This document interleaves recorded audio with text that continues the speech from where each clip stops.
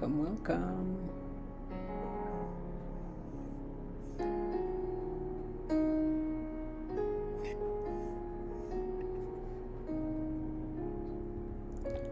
Our eternal home.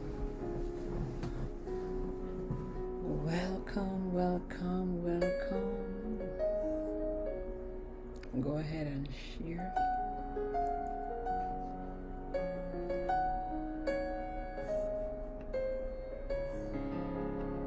Our shelters of the stormy blast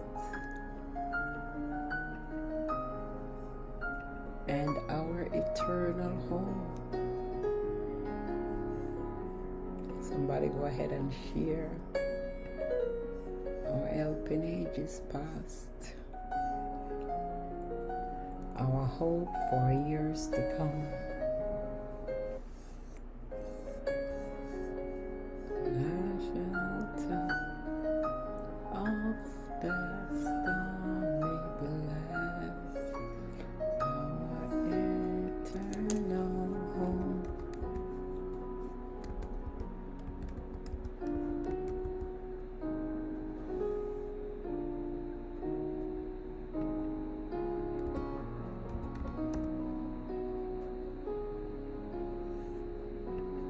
Hallelujah. Thank you, Jesus. And our eternal home. Welcome, welcome, welcome, welcome. Welcome to our Wednesday night Bible study.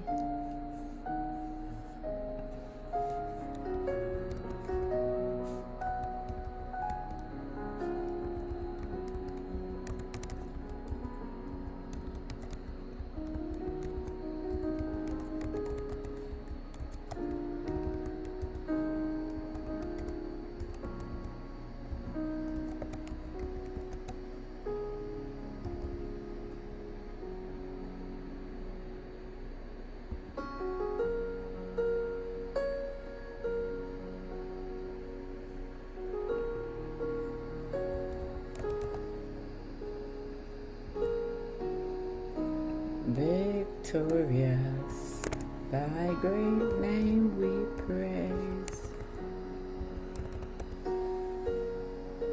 Honest thing, as silent as light, nor wanting, nor waiting, thou rulest in might.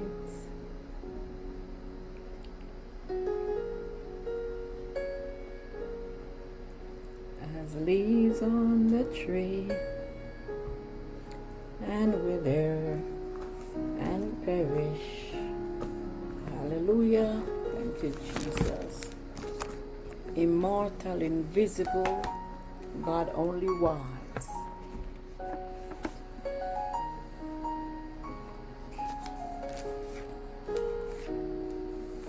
And perish.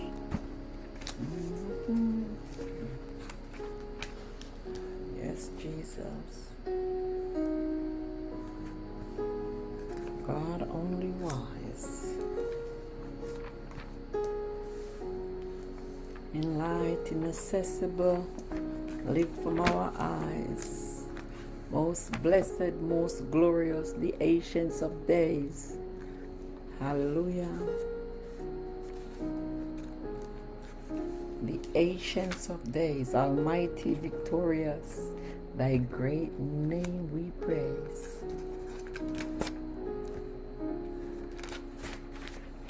Hallelujah.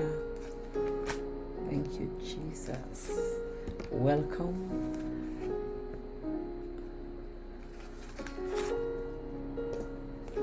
Welcome.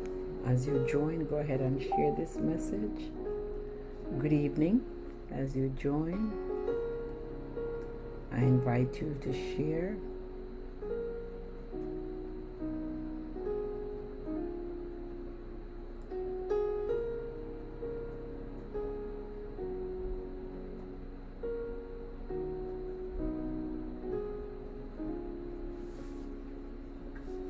Concept store.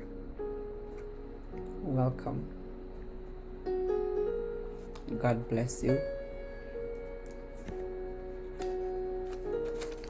Keisha, Sister Keisha, welcome.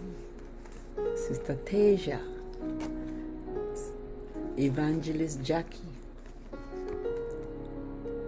welcome. Sister Monica Green, welcome. God bless you.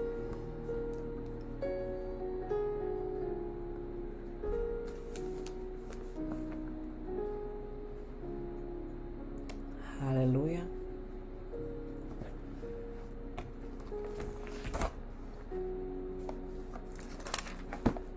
Welcome as you join.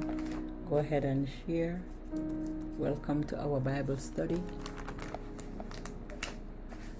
You need a Bible.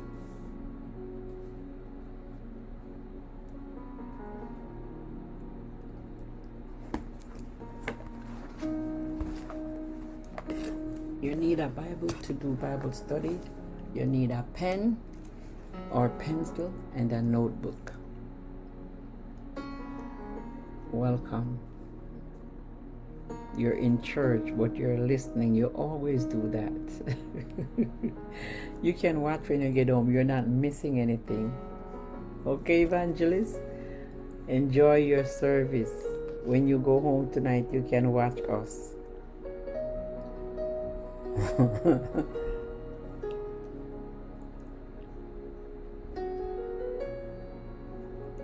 Glory to God.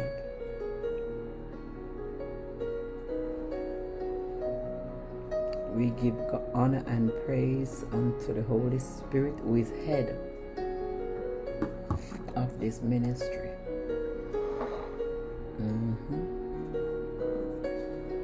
Hallelujah. We give God honor and praise. Hallelujah. May the Lord do you good.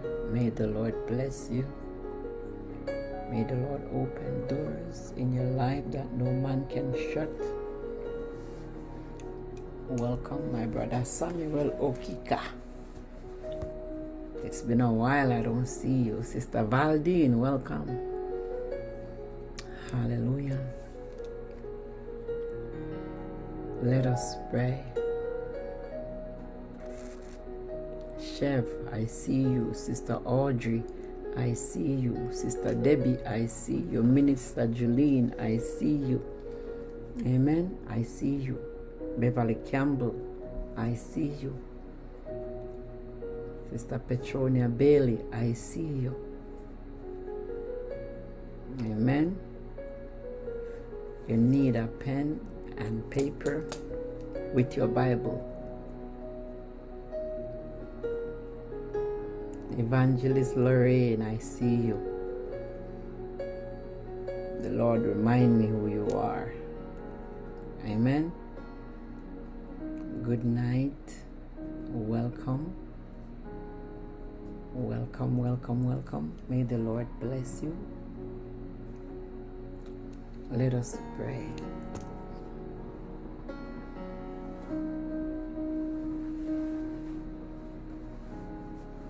Let us pray.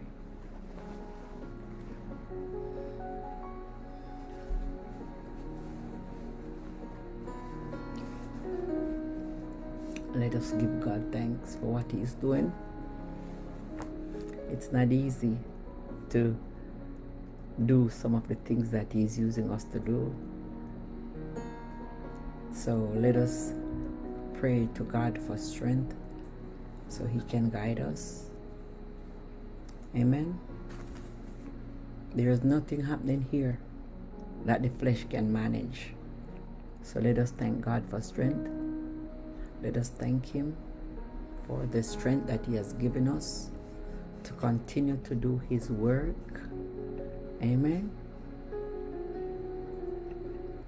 Hallelujah. Let us pray. Glory to God. Father, have your way. We are here tonight to honor you, to to feed on your word, to soak up the word. And Heavenly Father, we thank you for the word. We thank you for the food, which is the word. Holy Spirit, we ask you now to take over and have your way. Do what you do best. Join us, Holy Spirit. We welcome you. We welcome you in our midst to join us and have your way. Take over. Let your will be done. We command angels now to surround us, to patrol, to be on patrol around us. And any wall, any Jericho wall that was built, to tear it down in the name of Jesus Christ of Nazareth. Amen. Even now, O God, I cover myself in the blood of Jesus Christ. Let your will be done. Use me to your glory. Speak through me, Lord God. I command my flesh to be still. I'm going to say it again. I command this flesh to be still and be under subjection to the Holy Spirit. In the name of Jesus Christ. Lord, I place this flesh under subjection. Have your way and let your will be done. Amen. Welcome, Sister Shireen. God bless you. Welcome. Jesus. Welcome, welcome, welcome. Hartford, Connecticut. Sister Saskia. Welcome. Continue to humble yourself and watch God. Amen. Continue to humble yourself and watch what the Lord is doing. Jesus. Hallelujah. My God. If you're just joining, welcome. And it is my prayer that you have your pen and your paper to take notes. The book of Isaiah chapter 55, it reminds us. It said that we should seek the Lord while he may be found. It says, call upon him while he is near. Hallelujah. Thank you, Holy Spirit. Isaiah 55 verse 6. It says, seek the Lord while he may be found.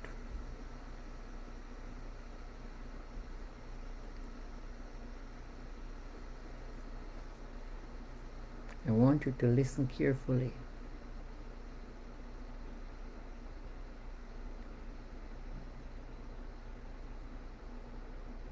It says, call upon him while he is near. So you see what God is saying? Seek him. Call upon him.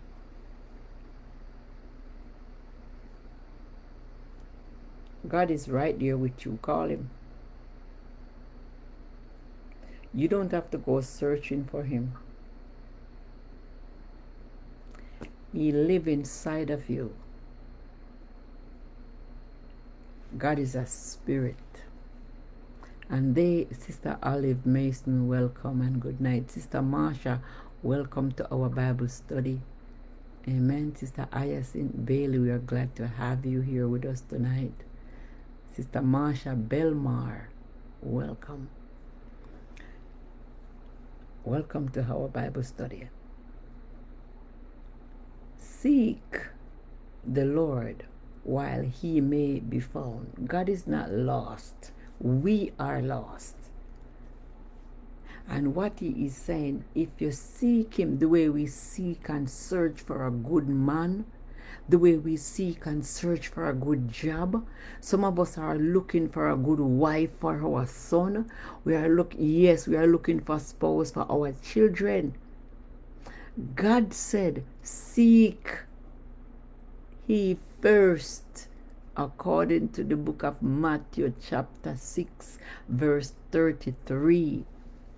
God wants us to seek him first, and everything else that we need, he will give us. It will be added, meaning that he will place it upon you. My God. Today the Spirit of the Lord was moving mightily here. And one of the things that took place, I received multiple phone call and messages. Rev, everything that you said is true. It's not me, it's the Lord. I don't know anything. Unless God use me, I am a fool. We are nothing without him. Amen. Matthew, open your Bible to the book of Matthew chapter 6 verse 33.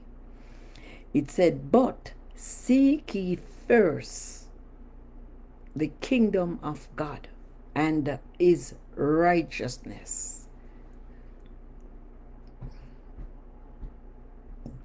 and all these things shall be added unto thee. All the things that you need, he will give you. Now, Isaiah chapter 55 said, seek the Lord while he may be found. It means that a time is coming when he will not be found. The same way when some people are angry at you, they take themselves away from around you. It is the same way. I'm saying it. God will take some people out of our life. So I pray, God bless you, Sister Angela. I pray that when God send your destiny helper, they are able to finish what they came to do in your life. Many of us, we chase away our destiny helper. And then we go looking for people to help us. When God welcomes Sister Carol Guppy, when God sends people to us and we chase them away, then we turn around and start searching, talking about we're looking for help. We're waiting for destiny helper. It's not going to happen that way. The Bible tells us, it says, seek the Lord while he may be found. This right here, Isaiah chapter 55 and verse 6, it is the same as Matthew chapter 6 and verse 33. Seek ye first the kingdom of God and his righteousness. So when you seek the Lord, you will find him. Seek after the things of God. And if you need a husband for your daughter, if you need a wife for your son, if you need a husband for yourself, I'm talking to some women, seek God and the husband will come. You don't have to seek on social media to find husband. When you seek and you find those people, that is not from God.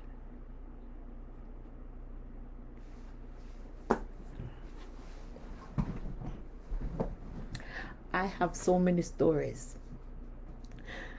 There was a time when I got impatient with God, years ago. And I went online to a website. Yes, I'm baptized. I have been baptized. New convert. But I was still hot-blooded.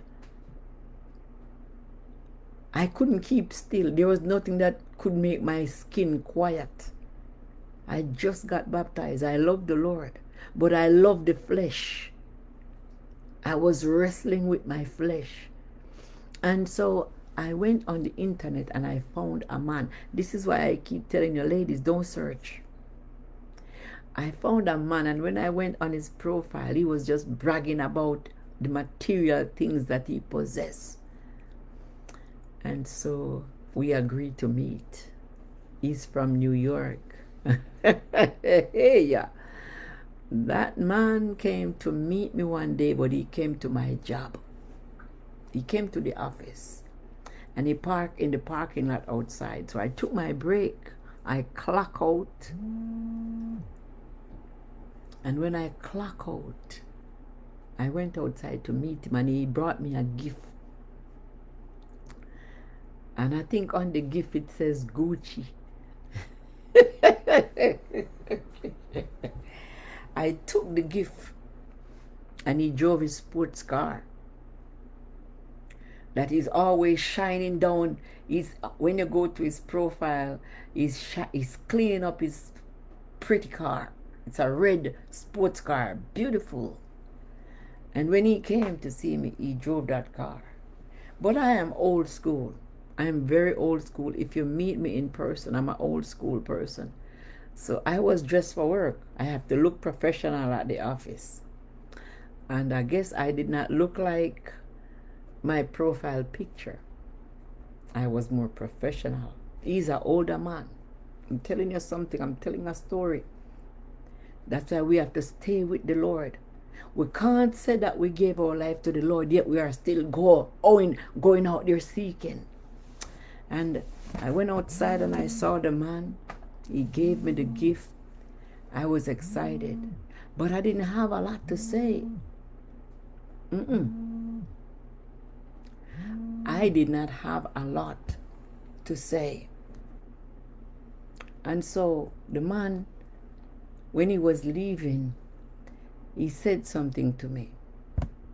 He said, God will take care of you. When that man was leaving, going back to New York, he said, God will take care of you. No. God would not allow this man to mess me up, to spoil me up. No. The things I said to the man on the phone, when he met me, he met a woman of God. You see, let me tell you something. The Holy Spirit showed up. When I got home and I opened that gift, it was fake.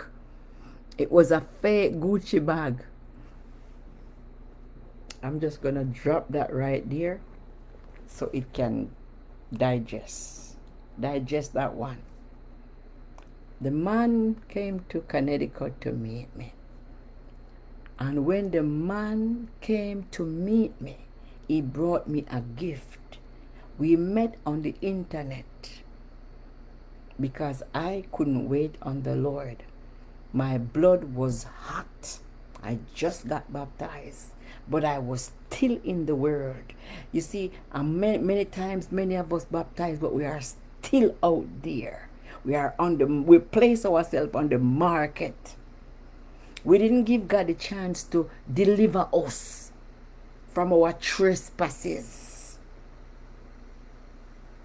We are still revenging. You see, many of us have been through some things, and now that we make it to a point, we start to revenge people. We start to revenge. I'm talking to some women. We start to revenge some men with our body. We use our body as a weapon to revenge men. And I'm here to tell you, we can't revenge any man.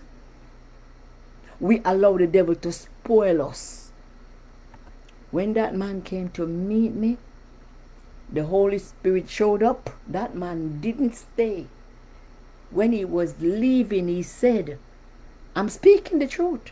As I sit here and God as my witness, I'm speaking the truth. I went on the internet to find that man. Very nice man. He's a gentleman.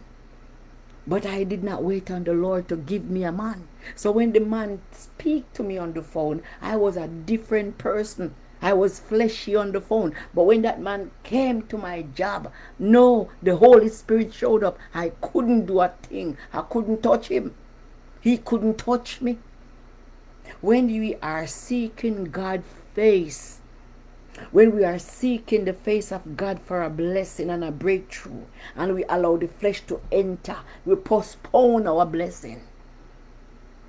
The man came and he brought me a fake Gucci bag.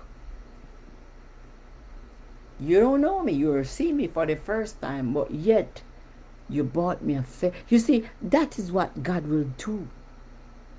These are the things that the Lord will do. This man was on social media shining up his sports car every day. And when he came to meet me, he was driving that same car. He looked the same way as he looked in his pictures. He didn't lie about his lifestyle or his pictures. But when he came to Connecticut, oh my God, the Holy Spirit showed up. That man could not come near. And when he was leaving, he said, the Lord will take care of you. God will take care of you through every day. No other way. He will take care of you. God will take care of you. The man came to meet me, and when the man came, the Holy Spirit showed up. I was embarrassed. I was embarrassed. I was ashamed because this old flesh embarrassed me. When you give your life to the Lord, don't go hunting for anything. He said in his time, he will make all things beautiful. Here, the word of God is telling us, seek the Lord while he may be found. Call unto him while he is near, because a time is coming. In the book of Amos chapter 8 remind us that some people will be looking for somebody to pray for them, to preach to them, to minister to them, to prophesy to them, and no one will be available. Seek him while he may be found. Stop playing church. This is basically what the word of God is telling us. Matthew chapter 6, it says, seek ye first. Seek him first. Don't seek anything else. Don't seek anyone else. Seek ye first the kingdom, God and his business.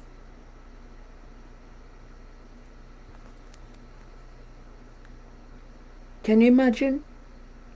We give our life to the Lord, but our flesh, we cannot control our flesh.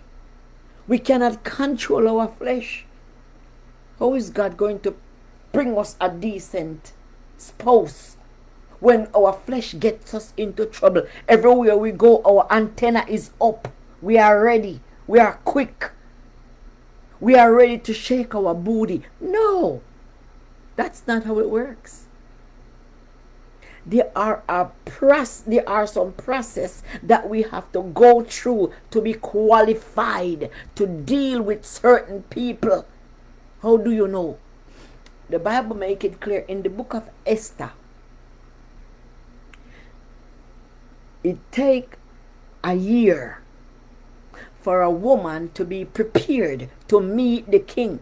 Even if you're on palace premises, you are not qualified until 12 months. Between 9 to 12 months. So, the first thing they do, they gave you beauty treatments. Number one. Many of us, we have some old dead skin to clean off in order to meet the king. It was not an easy task. Jesus.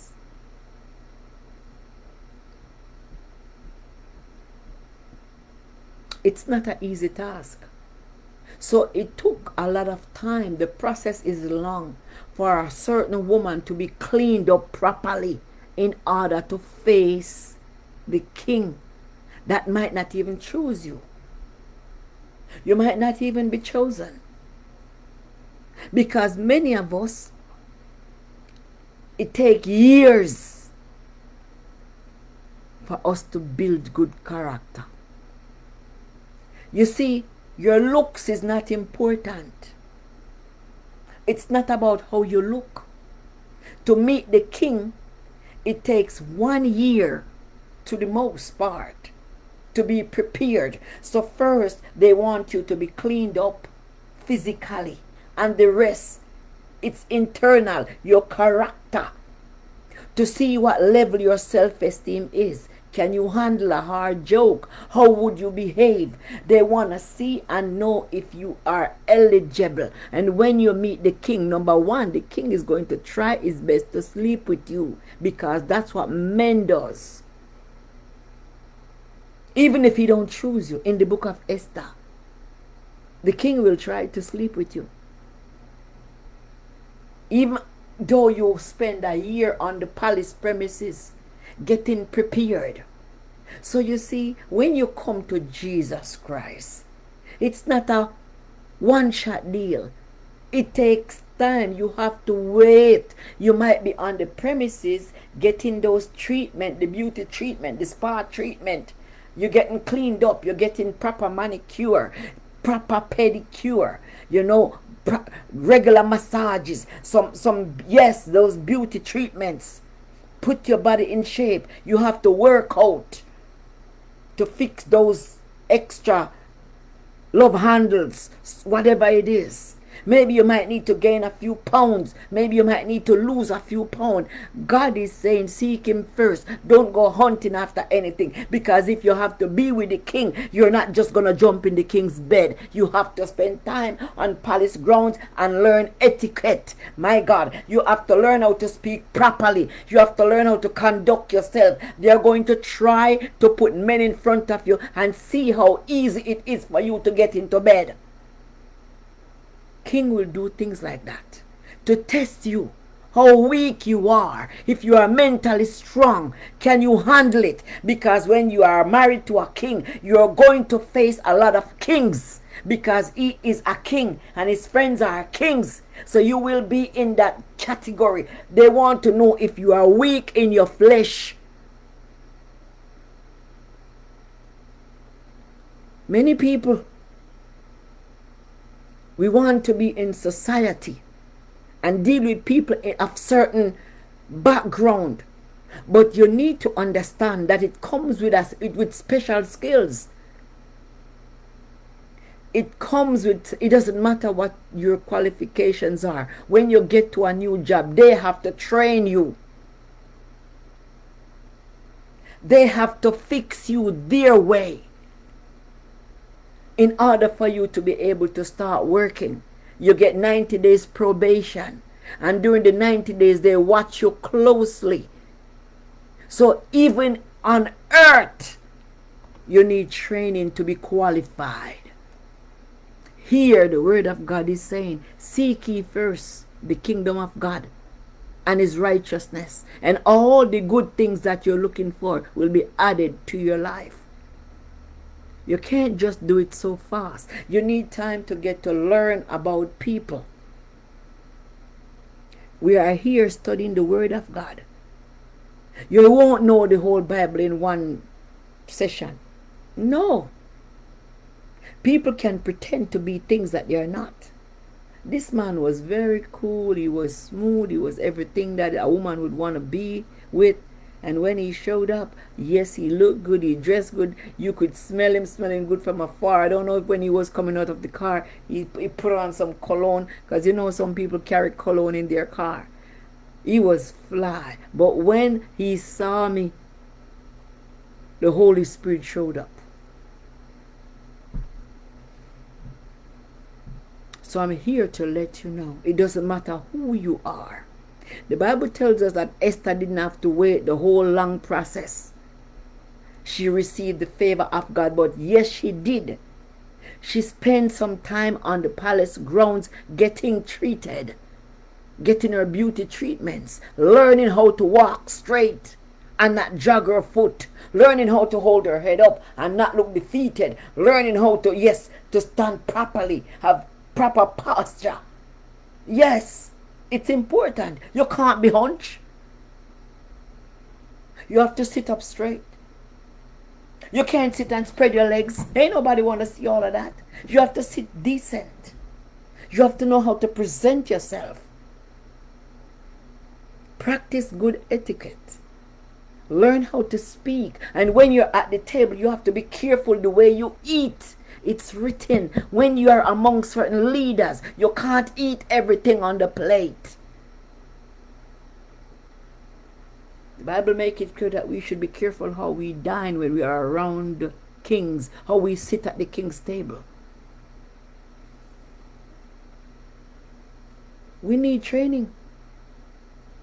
We need training, proper training. It's not just about our physical appearance. That is all flesh.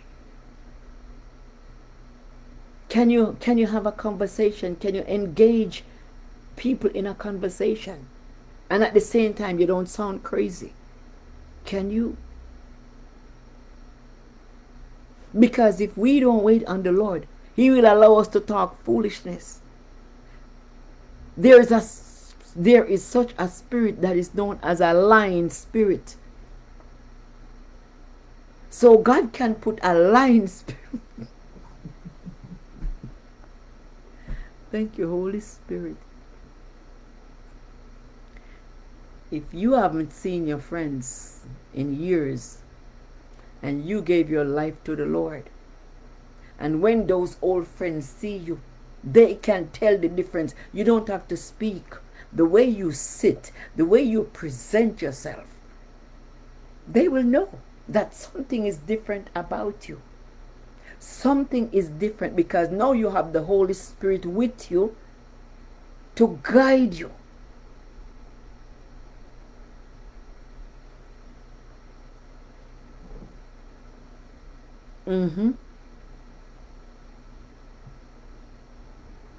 You want to receive the favor of God, you have to seek Him. Seek Him. Seek ye first the kingdom of God and His righteousness, and all these things shall be added. What are they talking about? The beatitudes of God. God will give you all the beatitudes, but you have to seek Him first. Seek Him while He is near. Call unto Him.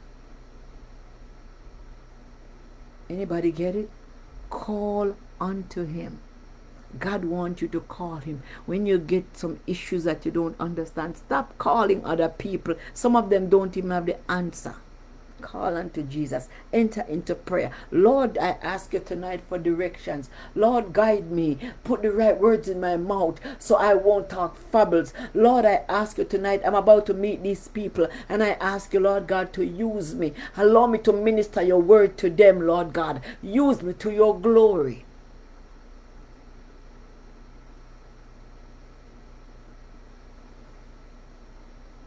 Jesus was teaching in the book of Matthew chapter 6. And in the book of Isaiah chapter 55. Seek Him. Seek the Lord while He may be found. So it means a time is coming when God will be scarce. He's everywhere. But here the word of God is telling us. Call upon Him while He may be found. Call on Him while He's near. So He's near. He is near now. So call Him while He is near. Call Him while He is near. Jesus. Call Him while He is near. Mighty God. Thank you, Holy Spirit. So it doesn't matter what we're looking for. We have to wait on the Lord. His time is the right time. His time is the right time. Hallelujah. God wants us to wait on Him. God wants us to be patient. All these years that we have been ripping and running, you're not going to be delivered in 1 minute. It took years of wear and tear that we place on our body. It cannot be fixed with one sermon. It cannot be fixed with one touch. You need to sit down and allow the Lord to work on you. You need to sit down and allow the Lord to say, Lord, clean me up. It's not a one-shot deal. The king needed a wife because the one that he had was extra. Yeah. The one that he had, she was beautiful. The Bible said she was beautiful. So she was extra. She was all that. She thought she was all that. So the king was about to be lonely, was about to be single. And so women already lined up. But Esther, I don't know why the Lord is using me to talk about Esther here tonight, because Esther meaning the favor of God. Esther, yes, she's about to receive favor. Esther was a nobody. And it didn't take long for Esther to be cleaned up. So I guess Esther was eating healthy, number one. I guess when Esther was with Mordecai, her cousin who adopted her, Mordecai taught her some things. Mordecai was Esther's destiny helper. Many of us, our destiny helper, don't have a dime. All our destiny have is connection. Just like Ruth and Naomi. Naomi didn't have a dime. She had connections. Many of us, we think the destiny helper that God is sending to us is the one that is going to do it. No, they have connections. So again, then and there, you're going to have to wait. Because destiny helper don't have anything. They got the connection. So it takes prayer for your doors to be open. Prayer and fasting. You think God don't know? God knows. Turn your Bible to the book of Luke chapter 12. If you think God don't know, He knows everything. Look at the book of Luke chapter 12.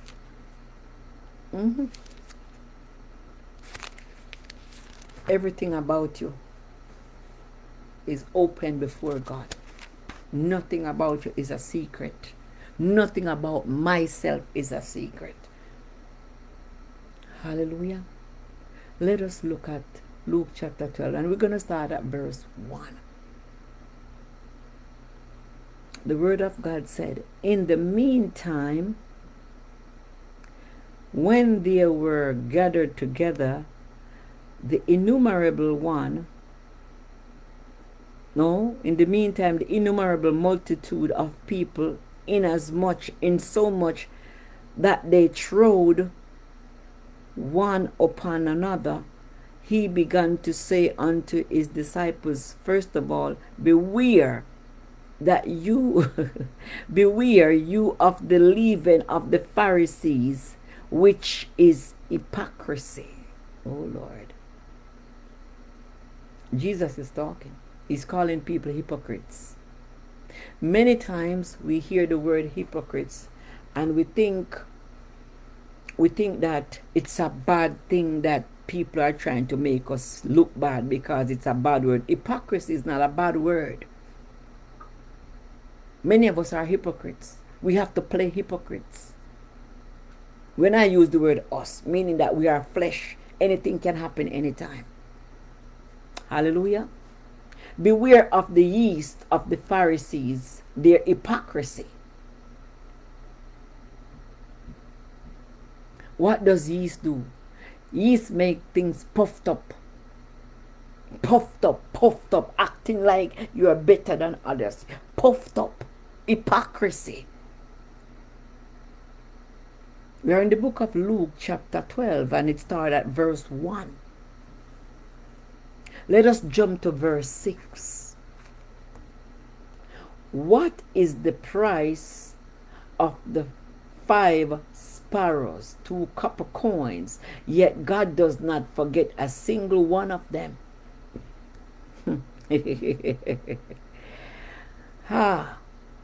Luke chapter 12, let's look at verse 6. Are not 5 sparrows sold for 2 farthings?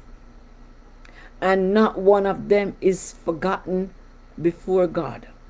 I don't know, when I was young, I used to hear about that money farthings. I think before we went to dollars and cents in the Caribbean, that money was there to spend. I didn't spend it, I was a child, but I used to hear my grandfather talking about farthings. That's the name of the money. A farthing. Hallelujah. Jesus said, are not 5 sparrows sold for 2 farthings? That's what they were worth. And not one of them is forgotten before God. Jesus. Not a single one of them. God has not forgotten, no matter how cheap or how low life we think some people are. God is not away from them. He's near. Let's go deeper. Verse 7. But even the very hair on your head are all numbered. Fear not, therefore, you are more valuable than the sparrows. Oh, Jesus. And the very hair on your head are numbered. So don't be afraid. You are more valuable to God than the whole flock of sparrows. Sparrows are sold for money.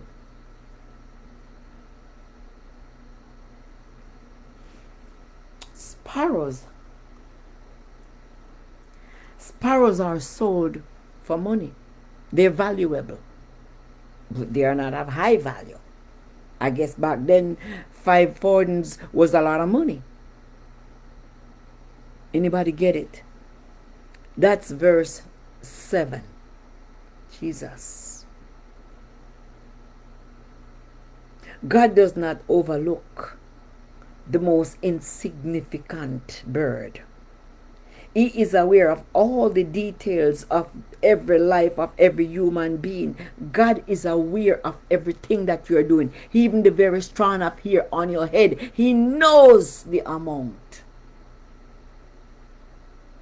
You think God don't see you? He knows you. He sees you. And every strand of hair. Even if you pluck one out because it's gray, you don't want the gray hairs to show, you pluck it out. God knows how many strands you have left. Remember, even if you shave your head bald, it grows back. God knows every strand of hair that is on your head. It doesn't matter who you are. Here the Bible is making it clear to us.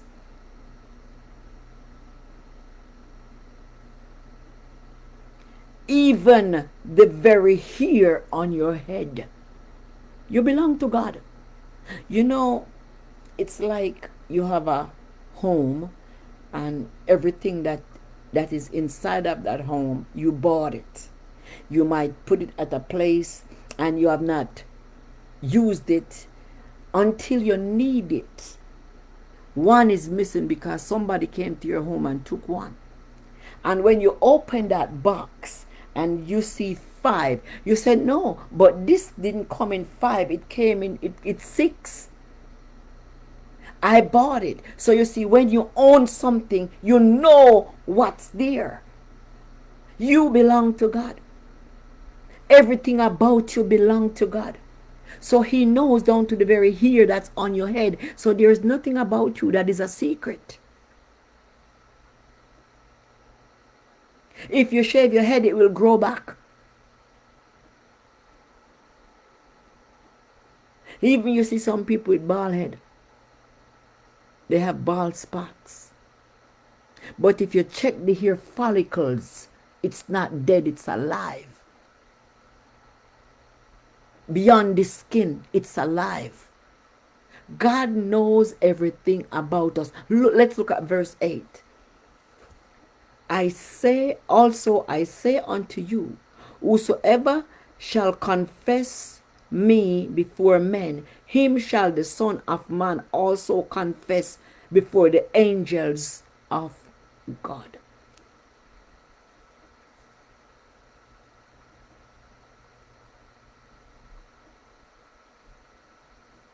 Hallelujah.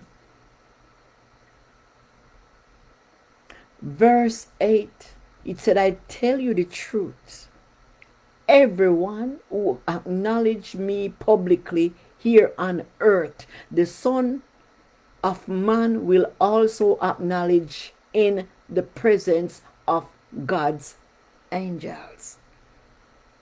You know, there's a scripture that reminds us. It says, if you deny me in front of your friends, I will deny you before my Father. Some of us, because we feel like, we want to add up, we want to measure up to a certain group of people. We don't want them to know that we love the Lord. We hide the Bible. We don't talk about God. When they started to talk, we walk away. Many times, Jesus knew all this was going to happen. And this is why he said, if you deny me, oh Jesus. Hallelujah. He said, if you deny me before my friends, I will deny you. Let us look at Matthew chapter 10. Let's go back. We are in the book of Luke chapter 12. Let us go to Matthew chapter 10. These things, you see how the Bible, we all know that the Bible is not in order. Amen. Let us go to Matthew chapter 10. First, Matthew chapter 10, verse 33.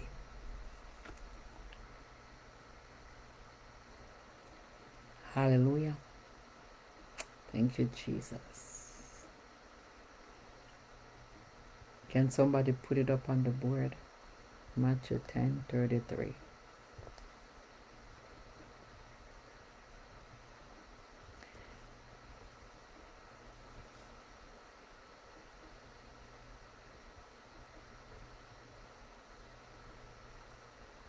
We're digging in. Matthew chapter 10 verse 33 said, but whosoever shall deny me before men, him I will also deny before my Father which is in heaven. No man can enter the kingdom of God unless they go through Jesus Christ. So you have to deal with Jesus Christ in order to go to heaven. So if you deny him before your friends to make yourself look good, I don't want nobody to know I'm a child of God, or I'm a believer, or I'm a follower of Jesus Christ, or I love the Lord, or even I am filled with the Holy Spirit and I speak in tongues, or I have the gift of knowledge that I can prophesy. And you're hiding it because you are in front of your friends who you love and you respect them. You don't want them to know that you are on that level. You want to be on their level. Their level is not of God. And therefore, in order for you to be on their level, you have to deny Jesus Christ.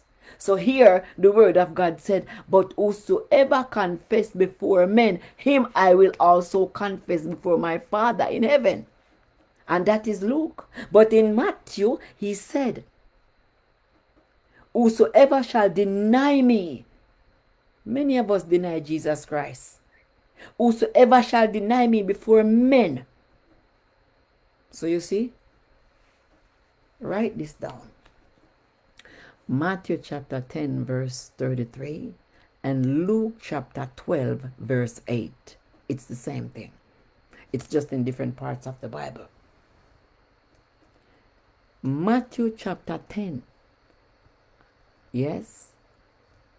And Luke chapter 8. We are in the synoptic gospel. Hallelujah. Jesus said, I will deny you before my Father. If you ever try to hide me in front of your friends to look good, on the day of judgment, you're not going to heaven. I'm going to deny you. That's what this means. If you ever, for any reason, even if it's in a joke, deny him in front of people, you're in trouble. You're in trouble. And he knows we can't hide from him. There is no place to hide.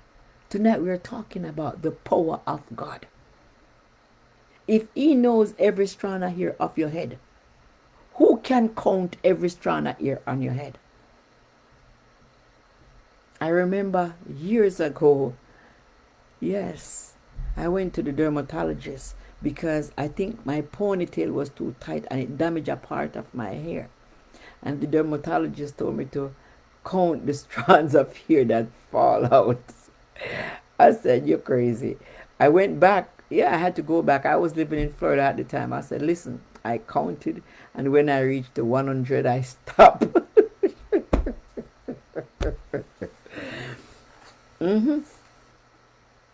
I used to have serious hair loss until I moved to Connecticut. God bless my hairstylist. Yeah. So I'm here to let you know, people of God, sometimes, it's life, it's stress, it could be the products, it could be temperature, it could be the climate, it could be a lot of things. It could be the way I was eating. So I'm here to let you know, people of God, you can't hide from God. If you know the amount of hair that's on your head, what else about you think is hidden from God? There is nothing hidden from him. There is nothing about you that's hidden from him. Let us look at James chapter 4, verse 8. We are in the word tonight. Let us look at James chapter 4 and verse 8. My God.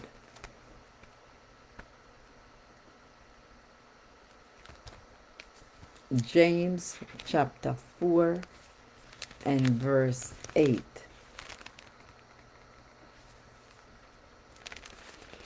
If you think that you get away with anything, there is no sin that goes unpunished. You have to repent. So if you have to deny him just to please your friends, you need to repent. A lot of people won't like this type of message, but I'm here to let you know it's an eye-opener. James chapter 4, verse 8. Thank you, Holy Spirit. You can't deny him and get away. He said you will never get away with it. Pretend all you want. Act big all you want. It's time to humble. Many of us, we are not humble. We don't want people to know. We don't want people to know. Hallelujah. I remember I went to Huntington, New York, in Long Island. And I visited a church. And while I was in that church, I was always sitting in the back. When I visit people's church, I don't run up front. I sit there in the back. And while I was sitting there in the back, I hear, when it was time for offering, I paid my offering because they collect their offering before they start service. Amen. That man is blessed. He's a bishop, and every one of his children are pastors. Jesus. That's how I came about with Breakfast with Jesus. One of his sons is a prophet, and he used to have a program called Lunch with God. And that's how Breakfast with Jesus was birthed.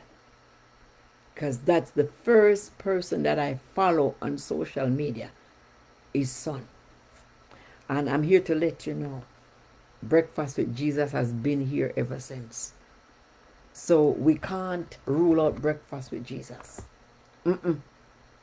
Look at the book of James chapter 4. I'm going to tell you the story.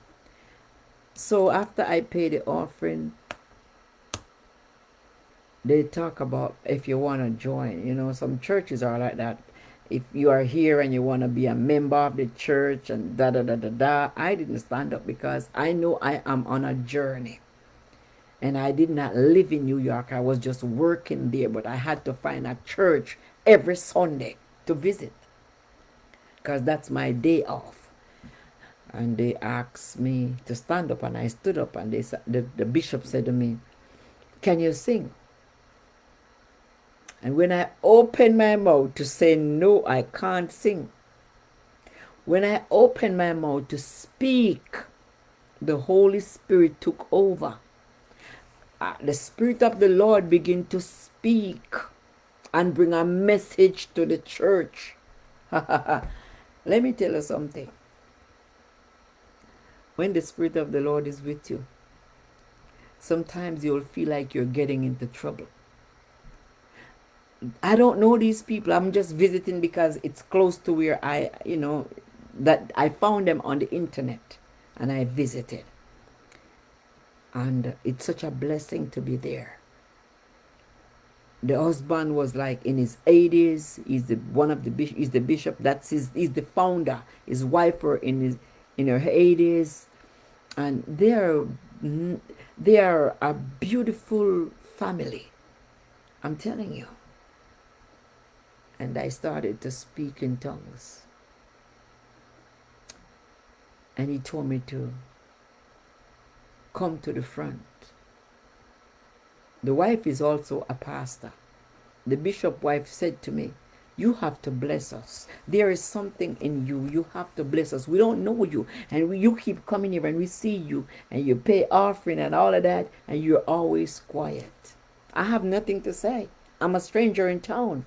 So in order for you to learn, you got to be quiet when you're in school. You don't just go somewhere and just start talk. No. Relax. The Bible said, be slow to speak, be quick to listen. Be slow to speak, be quick to listen. And I started speaking, and they gave me the microphone. I was in Bible school. And when they gave me that microphone, the Lord began to use me to bless each and every one of them in that church. And after everything was done, they came again to me with this question, if I want to sign their membership. I said, no, I can't do that. So the following week, I went back. The son, the prophet, he was preaching. He wanted to pray for me. They were doing like their little session that they pray for people before they dismiss. And he said, "Can I pray for you?" I said, "Yeah." And I stepped out of my seat. When I stood in front of him, he said, "I can't touch you." I know he can't touch me. He said, "I can't touch you." That was before my mother died. And he was praying, telling me all the things that God is going to do. He was prophesying over my life. He couldn't touch me. I'm here to let you know. The Bible tells us that those that are led by the Spirit of this are the sons of God. And the things that the man told me, they are happening now. So I will never forget that church that I visited. I was never a member. I never took membership there. I was passing through. I couldn't take membership there.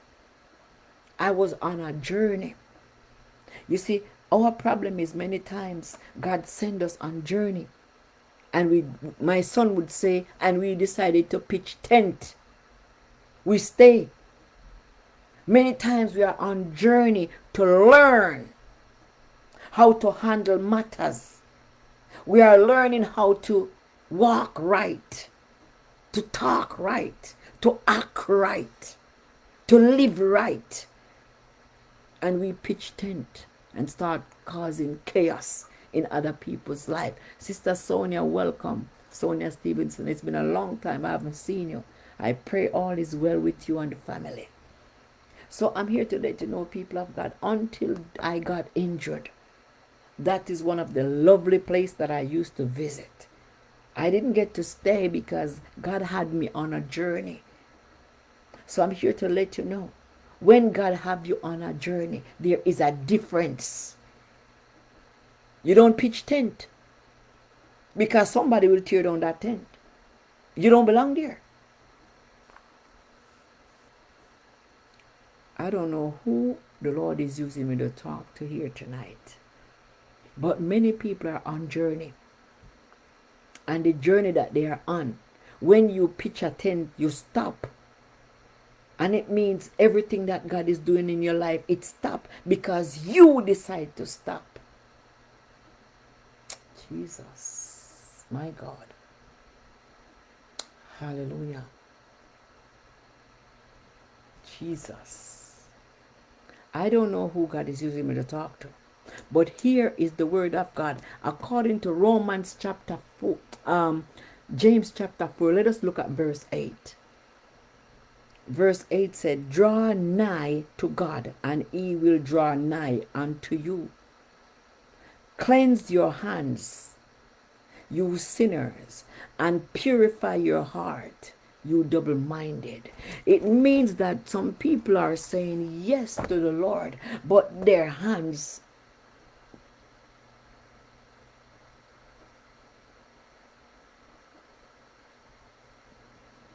their heart, their hands are dirty and their heart is not clean. What does that mean? Let us dig deeper. It says, draw nigh to God, and he will draw nigh to you. So draw near to God. Many people are saying, where is God? He's right there. I need you now. I need you now. I need you now, right now, right now. Call him. Draw near to him.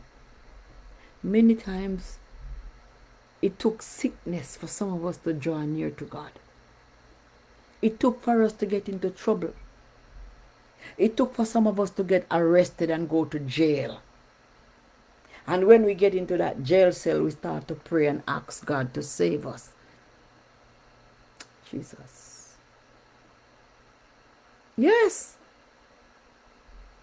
It took for some of us to get beat down. And we begin to see stars. You get black out and you start to see stars. And that's when you start to call upon God. Don't wait until you're in trouble. The Bible said, draw nigh.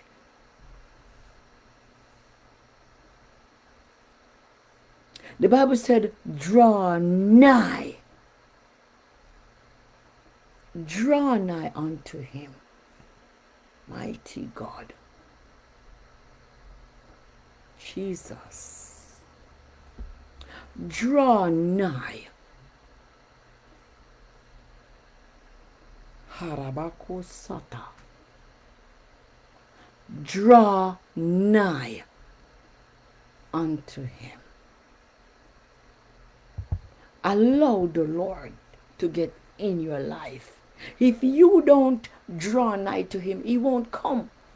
God is such a gentleman.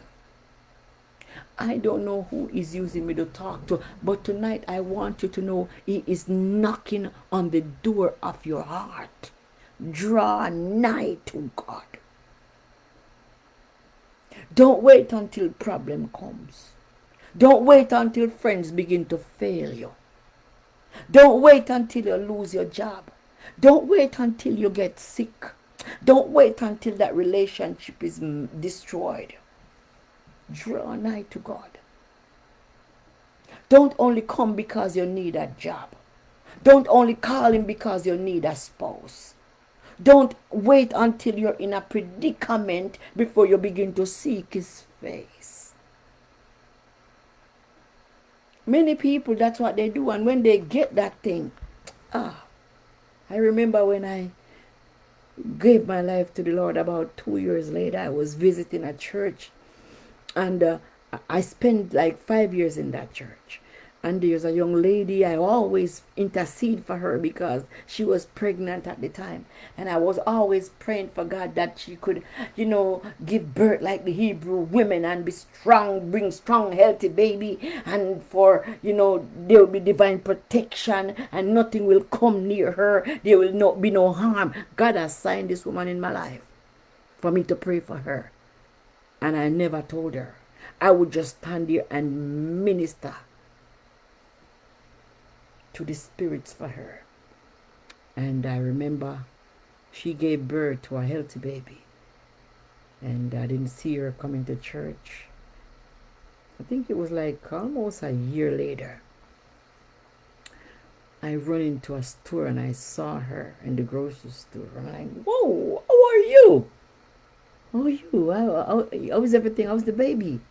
She said, I'm fine. I said, I don't see you in church anymore. She said, nah, I'm busy. And I said, I understand, life happens. When she was pregnant, she was in church daily. Every time service, she's there. Early. She had time. When the baby newborn baby, she used to come with the little carriage and put the baby at her feet and worship God. And she just take her time and never show up. And when I saw her, she said, I'm busy. I can't come. I can't make it. But I'm here to tell someone tonight. I don't know what you're going through. You might be waiting. You said, I'm waiting for the Lord to call me. He said, draw near to him. You are waiting for the Lord to call you. He said, call unto me, and I will show you great and mighty things that you don't know. He said, the Bible said, call upon him while he is near. God is near. David said, I love Psalms 40. If I preach 10 times for the month, I'm using that scripture maybe 5 or 6 times. David said, I waited for the Lord patiently, and he heard me. So David called and he waited, and God came up. David said, he heard my cry. So David called him and he came. You might have prayed once and nothing didn't happen. Don't stop praying. Here is the word of God. It says, draw nigh to God, and he will draw nigh to you. Cleanse your hands. The Bible said, you sinners. Hallelujah. That word is actually there. You sinners. Cleanse your hands. We're in the book of James chapter 4. James chapter 4 and verse 8. Hallelujah. Thank you, Holy Spirit. Come close to God, and God will come close to you. So you are out there doing your thing. Don't worry, even if you're married and your spouse is not saved, the Bible said 2 shall be in the bed and 1 will be taken away. It means that, yes, you can be in the bed with your spouse, your husband or your wife, and you go to heaven and your spouse go to hell. You cannot bring your spouse to heaven. But I know one thing. Your spouse can pull you to hell with them. You cannot bring your spouse to heaven. Your spouse cannot bring you to heaven. But either of you can bring each other to hell. Heaven is a powerful place. The earth is not our permanent home. My God, the word of God said, draw nigh to him. It doesn't matter who you hear preach before. It doesn't matter how many words they use and you remember some of them. It doesn't matter how much scripture you remember, you memorize. Hear this tonight. Draw near to God, and he will draw near to you. It doesn't matter what language you speak. Madaboko shata babako saya. Draw near to him. Here is the word of God. He said, wash your hands, you sinner, purify your heart, for your loyalty is divided between God and the world. Your loyalty is divided between God and the world. Jesus.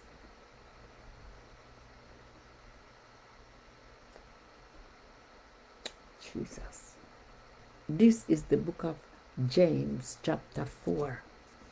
Draw near to God. Even if you have done something in the past that is not glorifying to God, just repent. Repent. Ask God for that's what repent means. Ask God for forgiveness of your sin and move on. Draw nearer to God. If you are here and you're not baptized, it's time to turn your life over to Jesus Christ. There is no middleman. It's either you're on your way to heaven or you're on your way to hell. But you can't stand in the middle and say you're not ready. If you are not ready, you're still serving Satan. If you are ready, then turn your life over to Jesus and get on with it. Get the show on the road. It's time to brighten your journey. Let your light shine. Sister Tanya Lee Bryan, welcome. God bless you. Let your light so shine before men. Let them see your good works. Draw nearer to God. Allow the Lord to bless you. The Bible said God wants to come into your life, but you have to invite him. And this is why when you accept Jesus Christ, you have to ask him to come into your heart. He's right there waiting. It's not difficult to turn your life over to Jesus. It's not difficult to walk away from sin. Just resist the devil. He will flee. It is written. It is written. If you are here tonight, it's time to turn your life over to Jesus. It's time to repent. You may have done some things in the past and the devil is holding you hostage and telling you that God will never forgive you. It's a lie. The devil is a liar. He is the father of lies. It's time to repent. Many of us, we know people that are going through things. You know, I was thinking about something. And the thing that I was thinking about is, how would it feel for everyone here to go to heaven and I go to hell? So you see, God don't partial. How would it feel if everyone here that I preach to go to heaven and I'm the only one go to hell? It meant that I did things that I did not repent about. Yes. So we have to repent. And this is why the Bible said, those pastors, leave them to me. Because we know the truth. We have to exercise it. My job is to tell you to repent. Because I already repent. I'm not going to hell. And I refuse to allow anyone to drag me to hell. I'm going to heaven. And I would love for you to go to heaven. But I will never allow anyone or anything on this earth, this sinful earth. This world is not my home.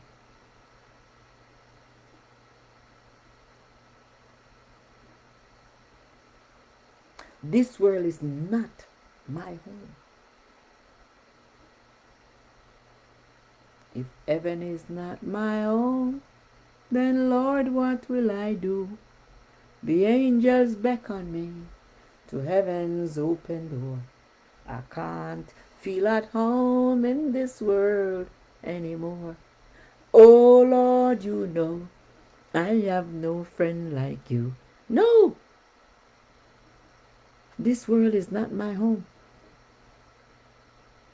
And today, I was saying, what does it profit a man to acquire the whole world and lose their soul?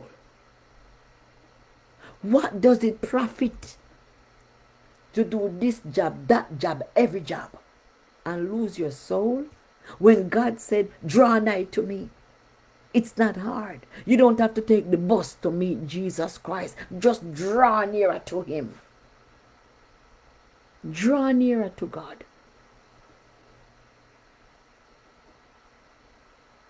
The Lord is near to them that call him. He is nigh. There are so many scriptures. Oh God. Hallelujah. I think this is in Psalms. Hallelujah. Ha. Harabakosaya. The Bible in Psalms, let us look at Psalms chapter 34. Psalm 34.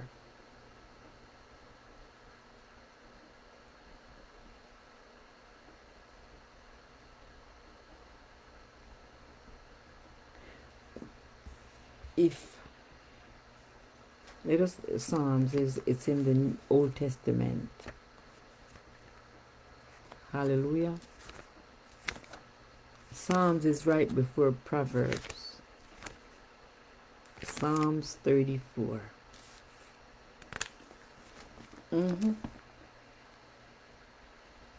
Psalm chapter 34. Let us look at verse 18. It says, the Lord is nigh unto them that are of a broken heart, and save such as of a contrite spirit. Let us start at verse 17.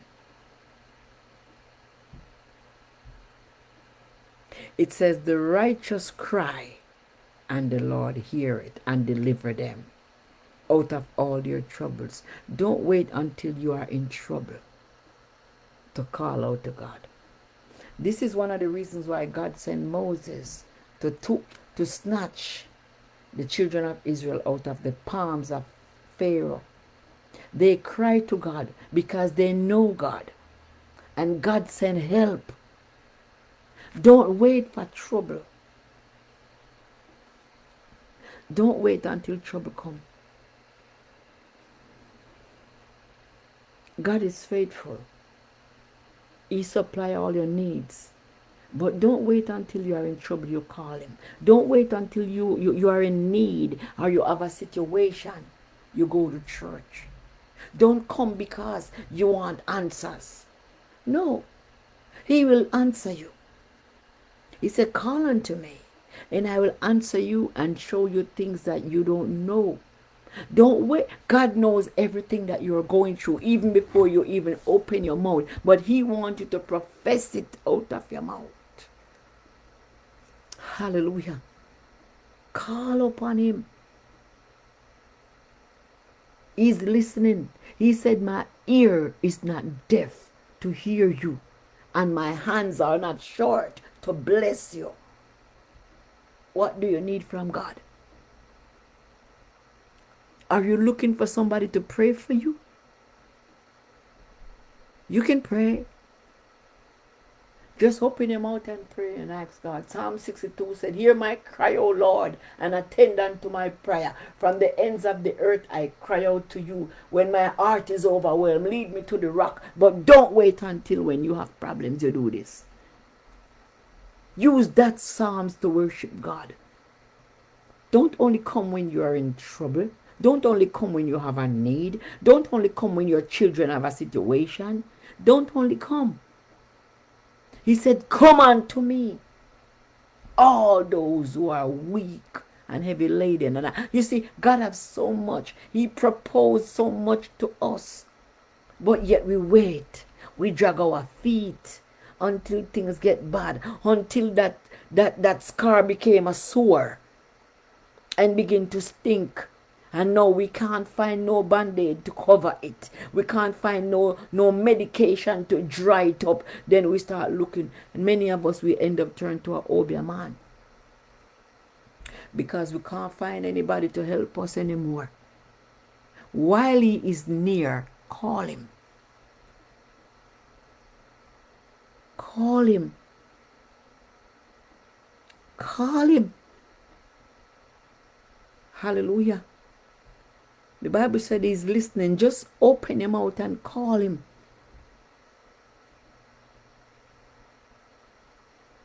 God already is fighting our battles. Even if we don't pray. How do you know? After you look at verse 16, it says, the face of the Lord is against them that do evil. So people that do evil, God is already dealing with them. But we have to fix ourselves. It took almost a year for Esther to be cleaned up, to be sorted out, to live in the palace. It was a trial when they were there getting themselves together. But you want the favor of God and you don't want to clean up, you're not going to get it. You want God to favor you, but you're not in alignment. You're asking God to give you a husband, and yet you're not single. You're asking God to give your daughter a husband, and you know your daughter is not ready. You're asking God to give your son a godly wife, and you know your son is not saved. Tell your son about Jesus Christ. You want God to give your brother a godly woman. Tell your brother about Jesus. He is near. Jesus is not far. He is near. He's near. He is near. He is nigh unto them that call him. That is the word of God.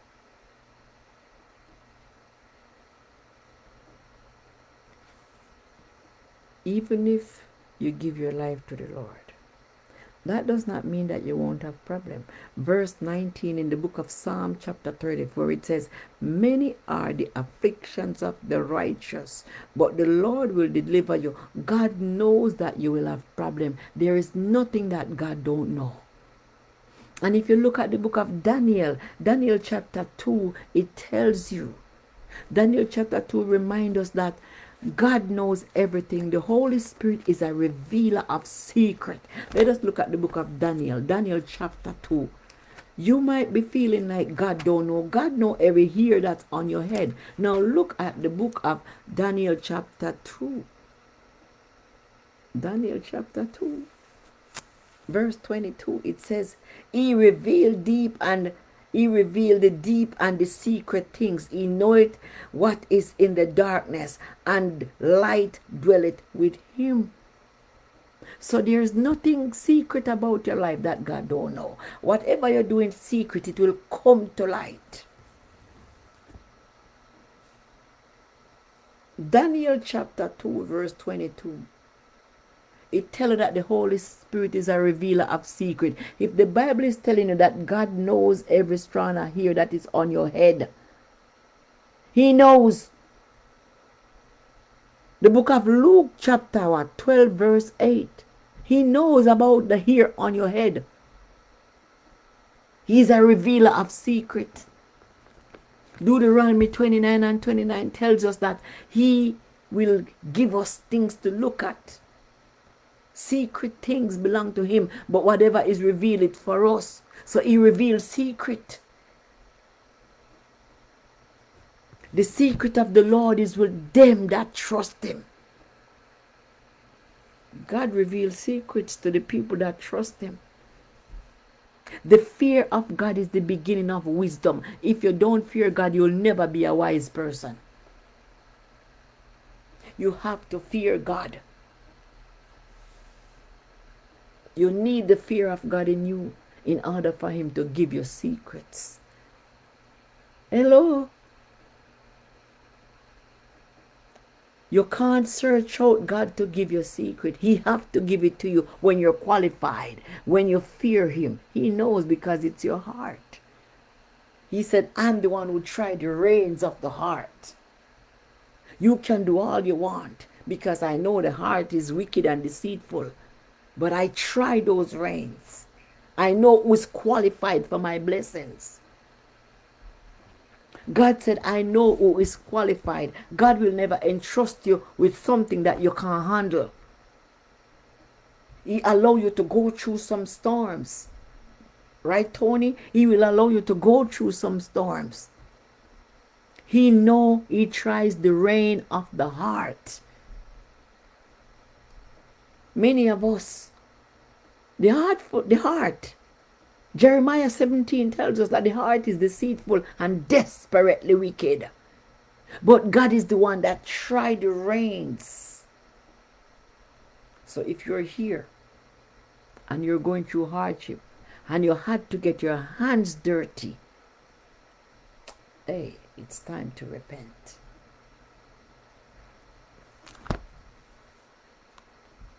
Hallelujah.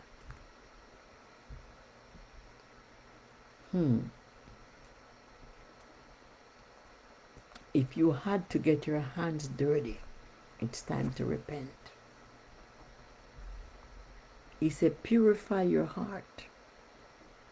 James chapter 5, James chapter 4 and 8. Hallelujah. He said, purify your heart, for your loyalty is divided between God and the world. James chapter 4 verse 8. God is serious about you. I don't know who God sent me here to talk to tonight, but there is no secret when it comes to God. There is no secret what God can do. What he has done for others, he will do for you. With arms wide open, he'll pardon you. God is waiting for you to repent.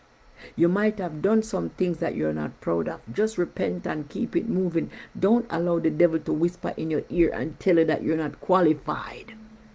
There is no secret what God can do. James, the book of James, hallelujah. James tells us that we need to wash our hands and purify our heart. Jesus. We need to wash our hands. You see, the heart is deceitful. We need to wash our hands. It says, cleanse your hands, you sinners, and purify your heart, you double-minded. And then he goes on to talk about double-minded. A double-minded man is unstable in all his ways. Solomon said that in the book of Proverbs. A double-minded man is unstable. Somebody ever talk to you and you agree and you come up with a time and a place, and when that appointed time come, they said they didn't remember? They're double-minded. And they're not stable. They are unstable. Never make plans with someone who is not stable. A double-minded man is unstable in all his ways. Here the word of God is telling us.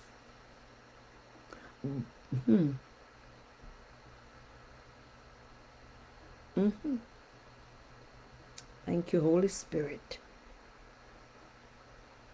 Draw nigh to God, and he will draw nigh to you. Cleanse. I'm not coming off this topic. You know why? A lot of us, we need to hear this tonight. A lot of us, we need to know that God is waiting for you to repent. Draw near to him. Some things will be coming up against us in the month of December. We need to be ready to pray. I remember, I said this here before, right? I remember there was this lady, I think she's from some place in Africa. And we were in church, and I said to her, tell me the truth. What makes African have powerful prayer life? She said, Pastor Joycelyn, in Africa, it's pray or die.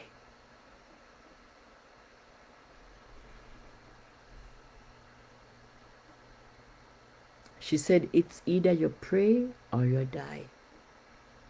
And I'm like, what does that mean? She said, there's no other way in Africa. And this is why they are the way they are. They love to pray. They have prayer life. Even the ones that are not baptized, they know how to pray because that's their culture. She said, it's either we pray or we dead. Some of them will tell you that they stand up in water and pray because they don't want to fall asleep. Yes. I remember years ago I was watching a movie with some Mexicans and how they make it to the United States of America, and it brought tears to my eyes.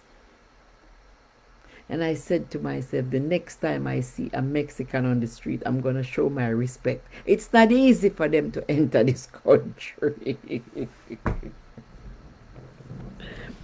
I said to myself, the next time I watch a movie on TV years ago, and the things that Mexican people have to go through to enter the United States of America, I'm talking about the ones that have to, I'm not talking about something legal, I'm talking about illegal, the illegal way of coming.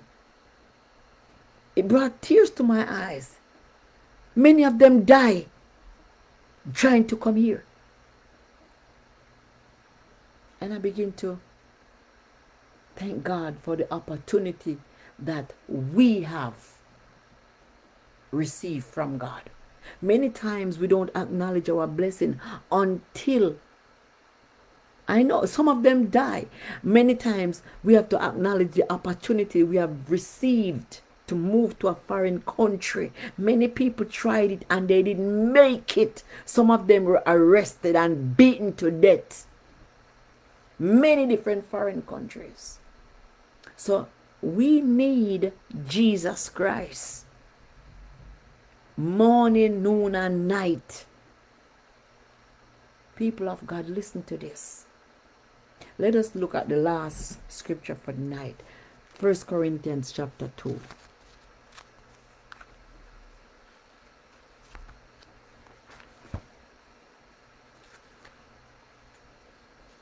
First Corinthians chapter 2. We need to understand that when we see some people, based upon what they have gone through, stay out of their way. They'll crush you to make life because that's all they do when they were back home. And it's like nothing. They have no compassion. And that's all I gotta say. There are some that will crush you for no reason because you are a threat to them, especially in ministry. You have to be prayed up. It's the truth. You have to be prayed up when you are among a certain group of people because that's their culture. They don't have to be baptized to know how to pray and to practice their little witchcraft. That's their culture. And many of us, they fool us because of their prayer life. They know how to pray. So they know how to scam us because they study us. They know our weakness. They know what we are looking for.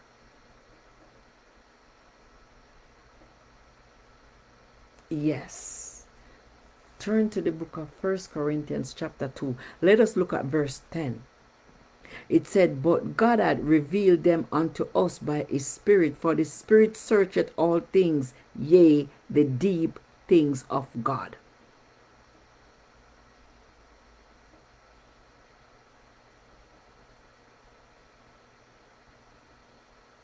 Let's go deeper.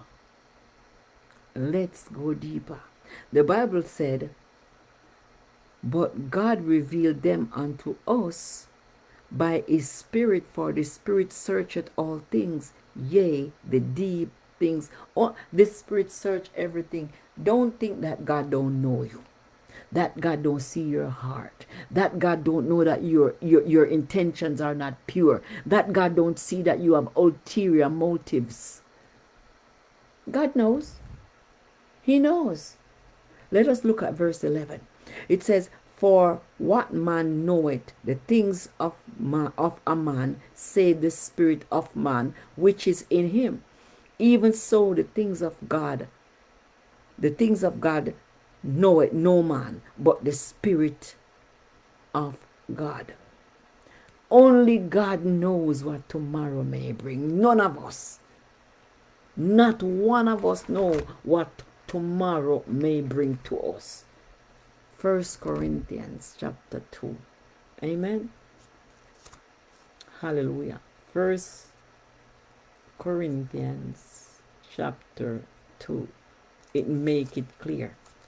The Spirit reveal everything. So when you feel as if God don't know what you're doing, first he knows every strand of hair on your head. He knows what's in your heart. And he tells us that the heart of man is deceitful and wicked. Now it's telling us that the Spirit is a revealer in Daniel. The Holy Spirit is a revealer of secrets. It means that there is nothing hidden from God. He said in the book of Galatians 29 verse 29, the secret thing belongs to God. Whatever is hidden belongs to God. So God is not going to hide it from you until you know that this is the thing, you can handle it. God is not going to hide it from you if it's for your benefit. He said what he revealed to you is what it belongs to you and your children forever. But whatever is in the secret, it belongs to God. The secret of the Lord.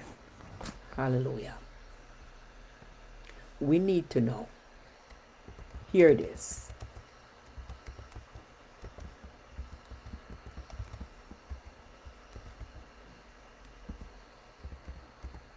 When I was, look at Psalm 25 and verse 14. Hallelujah. Psalm 25 and 14. It tells us about the secret. And these are, it comes with the power of God. Yeah. Jesus. Psalm chapter 25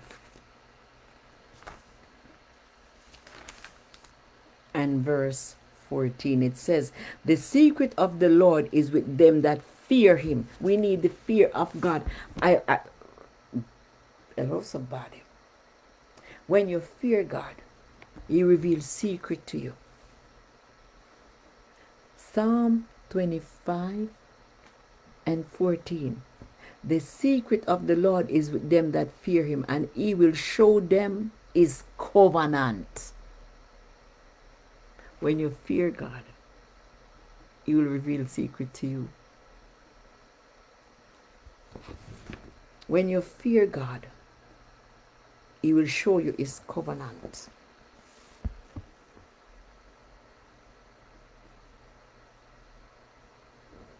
The secret is with them that fear him. Many people don't fear God. How you know? Because of the decisions they make, the things they do, the places they go. They don't fear God.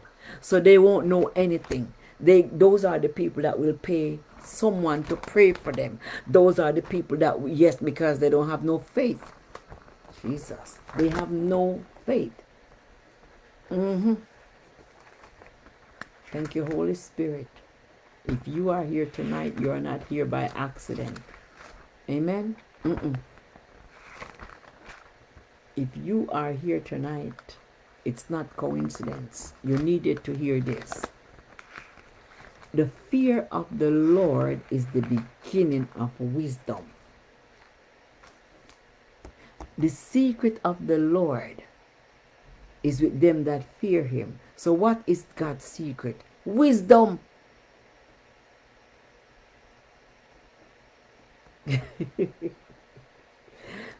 In Proverbs it tells you the fear of the Lord is the beginning of wisdom.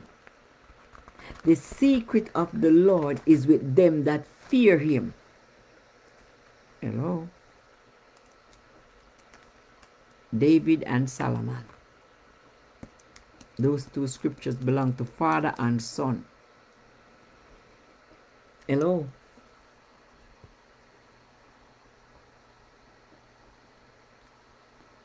My God.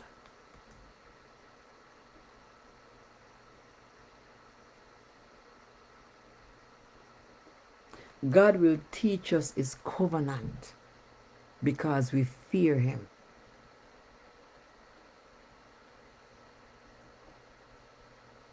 Did anybody get it? The secret of the Lord is with them that fear him. The fear of the Lord is the beginning of wisdom. So when you fear God, wisdom begins. So this is why he said his secrets are with the people who fear him.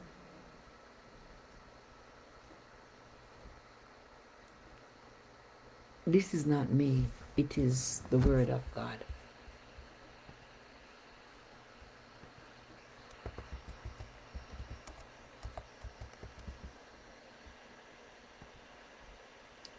Proverbs chapter 9,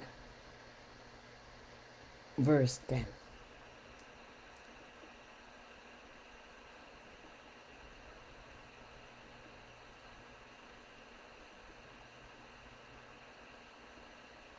So that means the secret of God is the fear of God.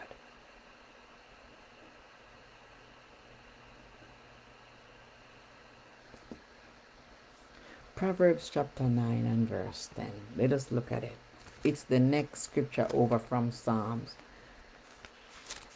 Remember, Proverbs 9 and 10 says, the fear of the Lord is the beginning of wisdom, and the knowledge of the holy is understanding.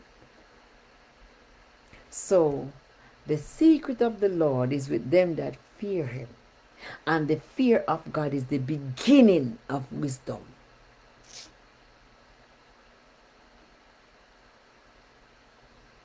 Is everybody present in mind?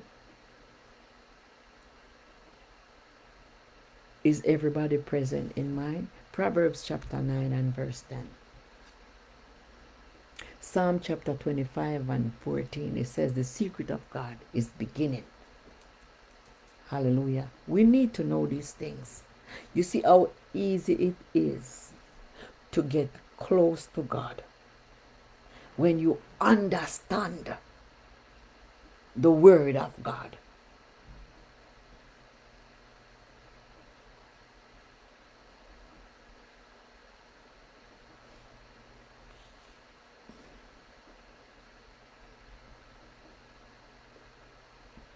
Hallelujah.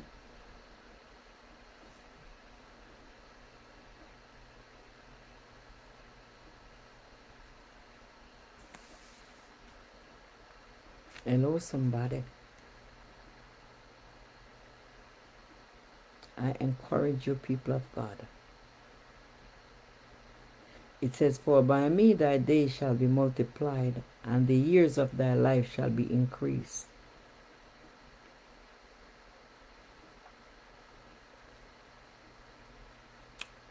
The fear of God is the beginning of wisdom, and the knowledge of the holy is understanding. So when a holy person, the knowledge of a holy person, it make them to understand. I came to talk to someone here tonight. There is nothing hidden from the Lord. I encourage you tonight to open your mouth and begin to pray. Teach me thy ways, O God. Teach me. I encourage you tonight to open your mouth and pray. Teach me thy ways, O God. The Lord wants for us to understand that the fear of God is the beginning of wisdom. So it doesn't matter how many degrees you have, how qualified you are, what kind of position you hold in life. The fear of God is the beginning. You're not wise until you fear God. The word wisdom meaning wise. He said, my people perish because of lack of knowledge. Meaning that you don't know anything. And it will make you perish. So when you go to school and you study, you gain knowledge. Wisdom comes from God. He said, if any man lack wisdom, ask for it. He said, I will give you a pastor to teach you knowledge and understanding. But wisdom comes from him. And if you have wisdom and you don't have understanding, you can't establish a business. It takes understanding.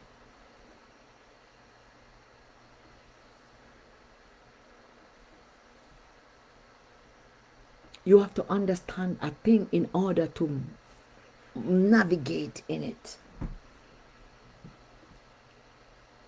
If you can't read a map, you're going to get lost. Why? Because the map has the direction that you need. Remember what God told Moses. He said, Moses, I'm going to send an angel to take you to the place that I have prepared for you. But if you provoke this angel, you're in big trouble. Many of us, we think we know so much, but yet we are lost. We are not at the place that God prepared for us. God is going to have to get somebody to send to come and take us there. So you see, your destiny helper is coming. He's not coming to help you. He's coming to take you to the next level. There are different levels in life. So it's not a one-shot deal. One person will come and take you to the place that you have to be. And when you get to that place, you need someone else to take you from that point to the next. So you're saying, oh, my destiny helper is here. Your destiny helper is not permanent because there are different levels in life. So we have multiple destiny helpers. Some people just attach themselves, they latch on to one person and say that's a destiny helper. No. No. Your destiny helper is taking you to one point and then they have to leave. So tonight we pray that our destiny helper will never be cut short. Any place in life we have to go, there is always a destiny helper. God will always send someone to take us to that point. Sometimes it's from point A to point B. You have to go to point Z and you're only at point A. So you didn't make it. As long as you live, there are different levels in life.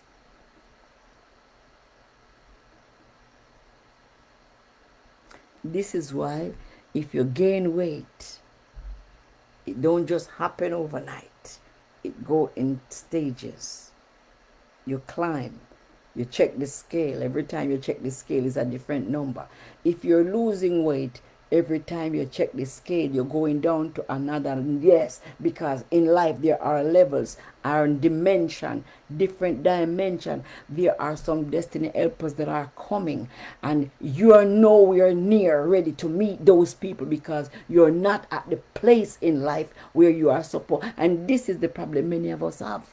We want to meet the destiny helper that's at Y. to take us to Z, and we are still at A, because we want to bypass all of the different stages. Remember, on the journey, you're learning as you go along, so it builds your character. You're going to meet some people that will push you to the edge, and you need reinforcement. You will begin to understand that you need a husband. I'm talking to some women, I'm talking to some men now. You need to understand that if you are at level C, you need a wife, because the wife is going to stand with you in prayer and fasting to take you to D. Many times, the person that you will marry is not your destiny helper. No. No. Many people will never get married until they make it to the middle. They are at K. They are still at A, and they are looking for a husband. He's over there at K. So your destiny helper will have to maybe invite you somewhere, and you make a few trips around the block. And if you're not careful, you pick up the wrong person, and it postpones your blessing for 10 years.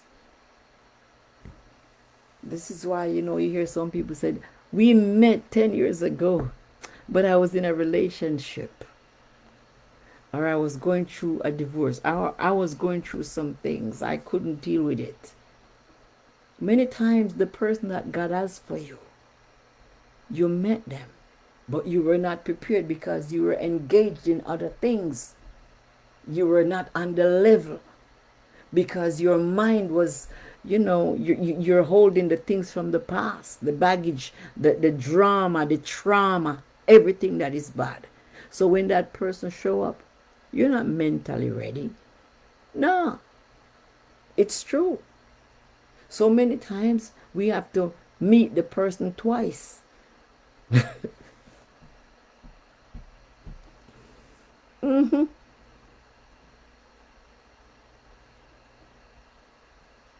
I pray that your destiny helper will show up to take you to the next level.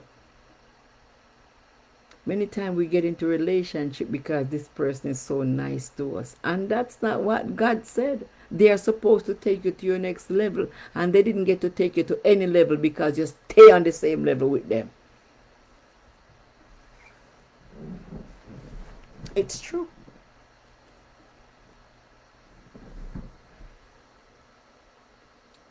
Yes. Many times, God sent destiny helper. We were not supposed to go to bed with them. We're supposed to go to lunch with them and discuss the level that we are supposed to be. And we jump into bed and we eliminate the whole process. And then we have the audacity to be jealous and envious of other people that have waited and prayed and fasted and focused. And when it was time, when the moment came, they were prepared, so they went. They didn't miss their train. And we missed our train because we were so fleshy. We are in our flesh and in our feelings. And though the person look good, I have to get close to them, to know them. And getting to know them was the worst thing that we can ever do. It's true, Sister Tanya. It is true. Many times God is using us to be destiny helper for other people. And we get in their life and try to be nosy and didn't do what we were sent to do. So many of us are getting our beatings because God sent us as destiny helper to help other people, and we didn't eliminate the whole process and snatch them into bed. But tonight we pray that the God of second chance will visit us in the name of Jesus Christ of Nazareth. Tonight we pray that the God of second chance will visit us. Tonight we pray that the God of second... You see, many times we eat our blessings.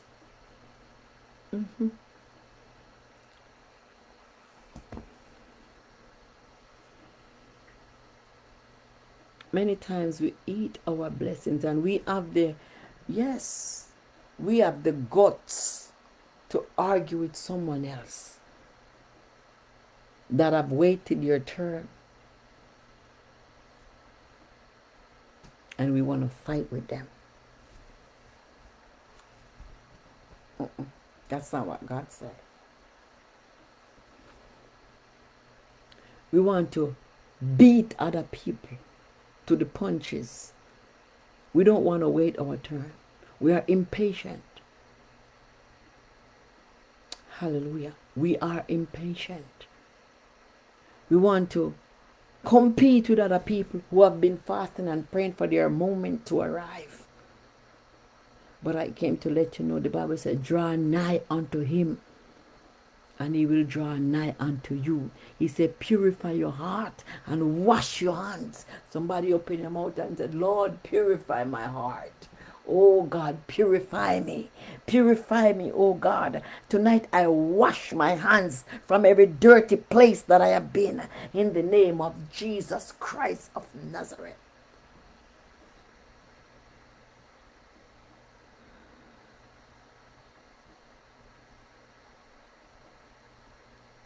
It is true. Remember, when God sent Samuel over to that man's house, Obed, and Obed look and see the first son, how tall and handsome the boy was. Look good, tall and big and strong like Saul. He said yes. God said no. So you see, we look at the book cover and judge the book. And then Obed line out all his boys, his handsome boys. And God said, no, I don't want none of them. The one that I have chosen is not there. Then Samuel said, do you have another son? He said, oh, that dirty one is down there with the sheep. He is high-tempered. Nobody can handle him. He's an old thugs. That one, he's never clean. He's always dirty, smelling like the sheep. He don't go nowhere. He's always singing and playing his music, and he stay by himself. Samuel said, I will not eat until he gets here. Obed said, what? You're not going to eat? Samuel said, no, I can't eat. I'm waiting until he gets here. So you see, many times we are looking at the people because they look good, they tall, they have the looks, they got the money. And God said, the one I'm sending don't have a dime. But he got connections. And he can defend you. He can fight. He is anointed. He can pray. He's an intercessor. He's gifted. None of them were as powerful as David. None of them couldn't slay Goliath. But tonight we pray that God will send our David in the name of Jesus Christ of Nazareth. David was not killed. Saul was a king and he was killed. David was not killed. Tonight we pray that God will send our David in the name of Jesus Christ. Tonight we ask God to send our David. David fight for his community. He fight for his people. When they got robbed, David went and find back everything that belonged to them, plus surplus. Men lost their wife. David bring back their wife and brought them back home. He had a good heart. Saul almost killed him many times. But Saul's grandson, David blessed him. He was welcome to David's table for life. So I came to talk to someone here tonight. God is looking for some David, the heart. That is the only time the Bible speaks of the heart. The Bible tells us that in the book of Joshua that God magnified Joshua. But God said to Samuel, Samuel, I found a man. I have sorted out a man. His name is David. He's a man of my own heart. That was the only time God talked about the heart in a good way. He had the heart of God. Upon all the blood that he shed, David had the heart of God. This is why we are not supposed to condemn someone because of what they have gone through. We are in no position to condemn anybody because they went to jail, because they commit murder. No. They paid their price. And God favored them. God gave them second chance. Many of you will end up with people who God gave second chance. Many of you are looking for destiny helper, and God is saying, you are a destiny helper. Oh, it's time for us to repent. We are waiting for God to come to us, and God is saying, come unto me. You're waiting for God to call you. You said you're waiting for God to call you. God said, call me. You call me. You're waiting for God to call you. Somebody told me that. I'm waiting for God to call me. No, God said, you call me. The script has been flipped. You call me. Call unto me.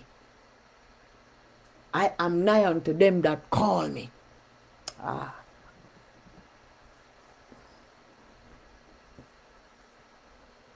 Hello?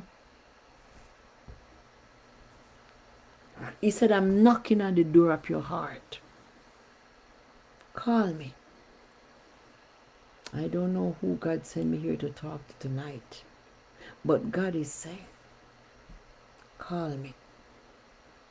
You who feel like you're just going to run to God when you have a little headache, little heartache, little ache. God is saying, call unto me. I want to be in your life. Not only sometime when you are in need. I want to show you mighty things. Hallelujah. He said, just call me. I have the answer to your problem. You're calling this person and you're calling that person. There's a song that says, when I call on Jesus, all things are possible. Call unto him. Whatever you're looking for, it's in Jesus Christ. Whatever you're searching for, he said, I have it. No man can give it to you. I have the blessings of the Lord that make it rich and add no sorrow to it. Amen. Call him. He said, I know what's going on with you, but I'm not going to impose anything on you. Just call me.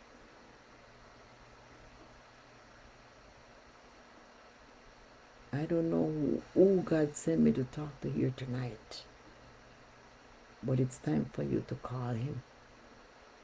He said, I am nigh. I'm right there. All you got to do, just call. It's so much easier to call Jesus than to pick up a phone, because once you pick up the phone, you got to dial the number, or you look for the last number and just press send. Not all the time that they will be able to answer you. But I can tell you that Jesus is waiting for your call. Call him. He said, don't come to me with vain repetition. Come to me sincere. Don't come because there is a problem. call me. Tonight, I don't know who God sent this message to, but all He is saying, just call Him. Come closer to Him. He's listening. He's waiting for your call. Amen. Let us share the grace. May the grace of our Lord Jesus Christ, the love of God, and the sweet fellowship of the Holy Spirit be with us now and forevermore. Amen. And surely goodness and mercy shall follow us all the days of our lives, and we shall dwell in the house of the Lord forever and ever. Amen. If it touches your heart to be a blessing to the ministry, go ahead and do so. Hallelujah. People of God, listen. We are fasting. Tomorrow is day number 6. It's a 7-day fasting. Tomorrow is day number 6 of the fasting. I encourage you to join us. And I mean, this fasting is not normal. Every fasting is different, but this one is heavy. Yes, this fasting is heavy. Friday is the last day. Our fasting ends at midnight. So we're not going to break our fast Friday. See how long you can wait it out. It's supposed to be a dry fast. I know some people are on medication. I don't know how that will turn out, but we will talk about it on Saturday. So Friday, I'm not going to be on the live for long. Tomorrow is Thursday. I think by the grace of God, I'm going to try my best to be on here in the morning. Hallelujah. Glory to God. Thank you, Holy Spirit. I'm going to try my best to be here in the morning. I know many of you have your own schedule. Share this broadcast. Many of you, your timing is messed up.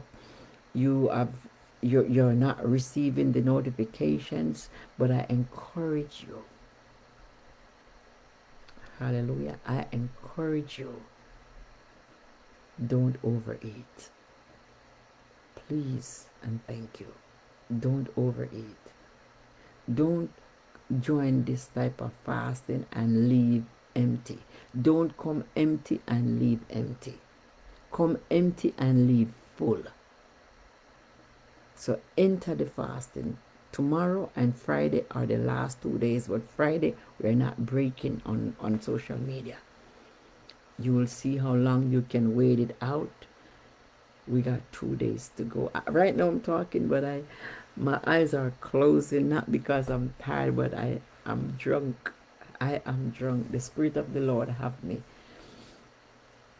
Amen. Yes, I'm drunk in the Spirit. You know, it's such a blessing to be on fasting. This is my element. Hallelujah. And it's been a long time. I don't fast for long. Usually, sometimes we used to fast for 60 days or more and further up. But I'm praying that God will give me strength that we can enter a long fast. But you need to be serious to enter a long fast. You got to be serious. You can't contaminate the fasting. It makes no sense to do a long fast and you're going to mess it up by babbling on the phone or, get into trouble with the flesh. Little things. You have to be disciplined to fast and be effective. When you're fasting, you need to be serious. Amen. My time is up. I have to go. I will see you tomorrow by God's grace. Amen. Have yourself a wonderful night. It will be well with you. And for those of you that are here for the first time, may the Lord bless you. Hallelujah. See you tomorrow.